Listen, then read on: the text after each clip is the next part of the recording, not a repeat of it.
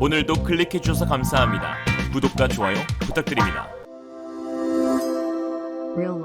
한국형 경항모 사업 무산 뒤에 숨겨진 한국의 어마어마한 계획. KF-21N 30기를 탑재한 한국형 7만 톤 핵추진 항모 건조 비밀이 밝혀지자 중국 초비상사태. 최근 한국 국방부는 2023년 국방 예산으로 57조 1268억 원을 편성했습니다. 방위력 개선비 17조 179억 원과 전력 운영비 40조 1089억 원을 합한 금액으로 전년 대비 4.6% 증가한 규모인데요. 그러나 이처럼 국방 예산은 증가하였으나 어째 한국형 경항모 사업 예산이 빠지면서 일각에서는 경항모가 취소되는 거 아니냐는 우려가 제기되고 있습니다. 심지어 올해 편성된 경항모 기본 설계 예산 72억 원도 집행되지 않고 있어 사실상 한국형 항공모함 사업은 좌초되었다라는 이야기도 나오고 있죠. 그러나 이는 모두 중형 항모로 가기 위한 큰 그림이라는 분석이 나와 화제가 되고 있는데요. 우선 한국형 항공모함은 우리 해군의 수건 사업이었음에도 정작 해군에서는 이 같은 예산 편성에 어떤 말도 나오고 있지 않습니다. 정말 취소되었다면 진작에 들고 일어났어야 정상인데 말이죠. 여기에 최근 방사청은 상당히 의미 있는 브리핑을 하였는데요. 방사청 관계자는 한국형 항모 계획이 취소된 게 아니라면서 현재 한국형 항모 기본 설계를 위한 계획을 수립하고 있고 사업 착수를 준비 중이나 그러나 경항모의 전략적 효용성, 국내 개발 함재기 탑재 필요성 등 보다 심도 있는 검토 후 사업 추진 방향을 결정할 예정이라고 밝힌 것입니다. 즉 하긴 할 건데 F-35B를 탑재한 경항모로는 안 할 거라는 것이죠. 국내 개발 함재기 탑재는 곧 KF-21N을 의미합니다. 한국형 항공모함의 함재기로 F-35B가 아닌 KF-21N이라는 새 계획이 진행된다면 이는 곧 경항공모함에서 중형 항공모함으로 변경됨을 뜻하는데요. 수직 이착륙 방식이 아닌 통상 이착륙 방식을 사용해야 하기에 착함을 위한 어레스팅 와이어를 탑재할 항모 갑판의 여유 공간 확보가 필수적이라 중형 항모로 변경되어야 하기 때문입니다. 이에 방사청 소속 방위사업정책국 산하 선행연구과에서는 최근 KF-21 네이비에 대한 연구개발 정책 연구가 미칠 듯한 속도로 진행 중인 것으로 드러났습니다. 지난 4월 14일 함 탑재용 전투기 국내 연구 개발 방안 정책 연구 추진 계획서가 승인, 4월 21일에는 기술 토론회 개최 계획 수립, 5월 24일에는 함재기 품질 제고 방안 보고, 6월 17일엔 함재기 국내 연구 개발 방안 정책 연구를 위한 정보 요청서 발송, 8월 16일엔 함재기 국내 연구 개발 기술 성숙도 평가회의, 8월 25일 함재기 국내 연구 개발 방안 정책 연구 검토위원 승인 통보 등 4월부터 현재까지 빠른 속도로 KF-21 네이비의 선행 연구가 진행되고 있습니다. 그동안 한국은 3만 톤급 경항공모함을 추진해왔기에 함재기로서는 F-35B만이 유일한 선택지였습니다. 경항모는 활주로가 좁아 기준 전투기가 아닌 수직 이착륙이 가능한 항모 전용 함재기가 필요한데요. 문제는 그 유일한 선택지인 F-35B의 효용성이 매우 낮아 여러 문제가 제기되고 있어왔던 것이고, 이에 KF-21 네이비의 개발은 신의 한 수가 될 것으로 보입니다. F-35B형은 미 해병대용으로 해병대 상륙 작전에 용이한 단거리 이륙 수직 착륙형입니다. 수직으로 뜨는 힘을 만들기 위한 리프트팬이 조종석 바로 뒤쪽에 장착되어 있는데 이 리프트팬이 많은 공간을 차지하여 무장 능력이 AC형에 비해 매우 떨어집니다. F-35B의 폭장 능력은 AC형의 절반인 1000파운드급 두 발이 전부이며 거기에 내장 기관포도 없어 근접 항공 지원 임무 등 대지 공격 임무를 수행할 때에는 외장 기관포 포드를 따로 장착해야 합니다. 특히 내부 무장창에 협소하니 벙커버스터를 운용할 수 없다는 치명적인 단점이 있는데요. 이는 우리 군이 주요 표적으로 삼을 북한과 중국의 지하 벙커를 타격할 수 없기에 한국 입장에서는 굳이라는 말이 나올 수밖에 없습니다. 거기에 F-35B는 같은 시리즈 모델 가운데 가장 비싼데요. 영국은 F-35B 48대를 91억 파운드, 약 14조 2732억 원에 구입했습니다. 대당 3천억 원이 넘는 수준이죠. 예산 부족으로 중형 항모가 아닌 좀 더 저렴한 경항모를 도입하게 되면 결국 가장 비싼 F-35B만 운용할 수 있는데 이는 싼 게 아닌 결과로 빚어집니다. 더욱이 최근 방위사업청은 FX 2차 사업 추진 기본 전략을 의결해 F-35A를 20대 추가 구매하기로 확정하였는데요. 이로써 F-35B의 도입은 사실상 어려워지게 되었으며 이는 KF-21 네이비 개발과 중형 항모 안으로 계획 수정을 말하는 것입니다. 그렇게 하는 게 더 낫기도 하고요. KF-21 네이비 선행 연구 개발이 본격적으로 시작된 지난 4월 한국에는 새 국방부 장관 임명 청문회가 있었는데요. 당시 이종섭 후보자 현 국방부 장관은 해군의 주요 현안으로 전방위 안보 위협 대비 군사력 건설을 꼽으며 항공모함 확보를 대표적인 사례로 제시하였습니다. 그러면서 다양한 의견을 검토하여 군의 전략적, 작전적 운용 개념, 국가이익 기여도, 비용 대비 대비 효과 등을 고려해 우선순위를 면밀히 살펴볼 필요가 있다고 생각한다고 하였습니다. 이로써 우리 군이 함재기로 KF-21을 고려하고 있다는 것을 확실하게 알 수 있는 부분이죠.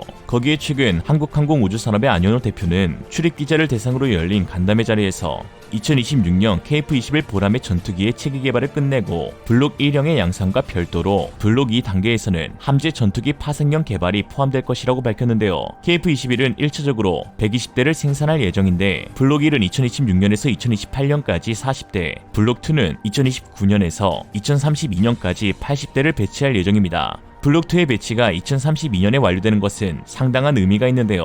한국형 항공모함에 예정된 건조 완료 시기가 바로 그 1년 뒤인 2033년이기 때문입니다. 특히 지난해 10월 한국형 항모건조 유력 후보사인 현대중공업은 한국항공우주산업과 항공모함 기본설계 사업 협력을 위한 양해각서를 체결하면서 항공모함에 탑재할 고정익, 회전익 항공기, 무인기 등 함재기 운용과 관제를 비롯해 군수지원체계, 훈련체계, 시험평가 분야 등에서 협력하기로 했습니다. 2019년 방사청으로부터 개념 설계를 수주하면서 경쟁에서 앞서 있는 현대중공업은 지난해 10월 부산에서 열린 국제조선 및 해양산업전에서 자사의 항모 개념안을 최초로 공개했는데요. 해군이 초기에 구상했던 것보다 비행갑판 폭이 약 30% 이상 확장되었고 함정 앞부분에는 스키전 부대를 적용한 형상이었습니다. 전장만 270m, 전폭은 60m이며 경하 배수량은 3만 톤급이었는데요. 누가 봐도 경하 39,999톤, 만재 4에서 5만 톤에 달하는 크기였죠. 특히 비행갑판 성능 개량 항목에서 사람들의 눈길을 끄는 부분이 있었는데 바로 한국형 함정용 항공기 개발 시 개량을 통해 향후 스토바, 즉 어레스팅 기어 설비 구축으로 운용할 수 있게 설계되었다는 것입니다.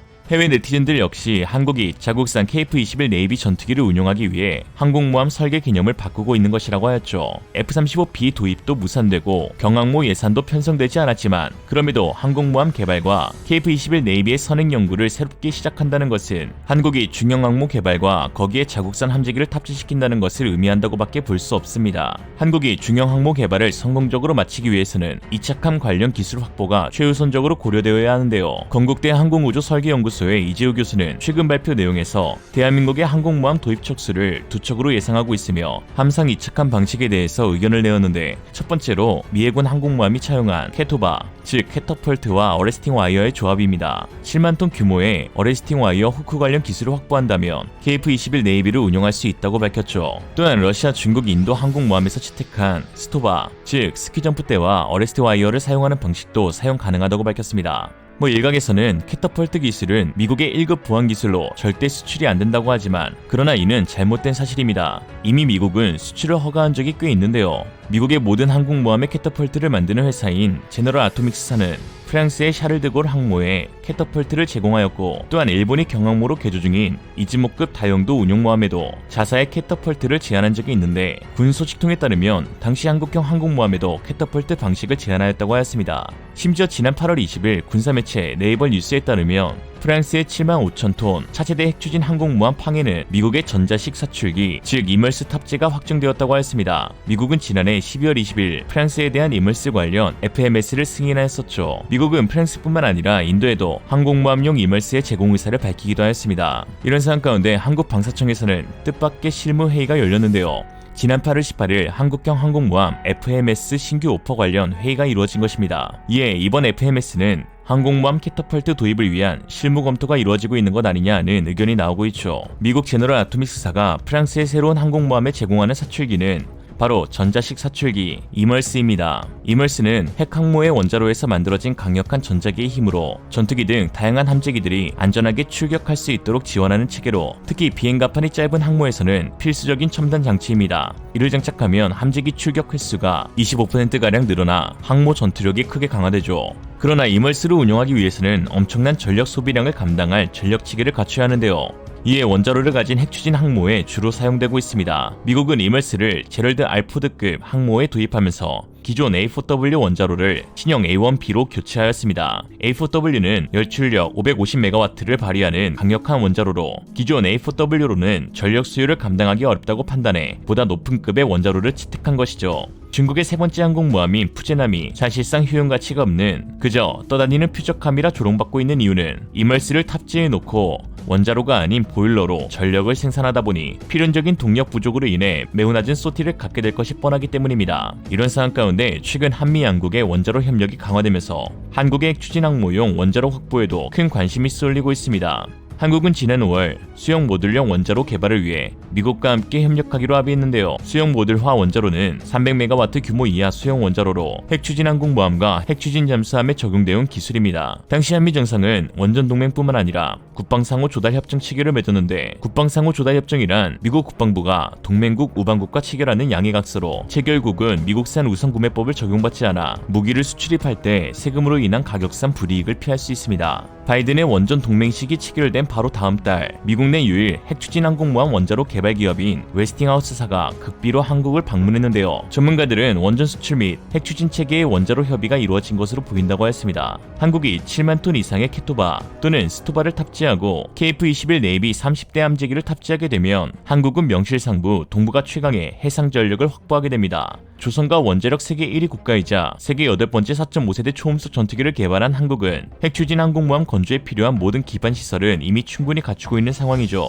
그런데도 반대하며 정말 너는 중국인이다 라는 말이 나올 수밖에 없습니다. 이 말로 마치겠습니다. 경위중기, 경항모 위기를 중형항모 기회로. 이상으로 리얼리즘이었습니다. 여러분의 생각은 어떠신가요? 현명하고 지혜로운 여러분의 의견을 지금 댓글에 남겨주세요. 감사합니다.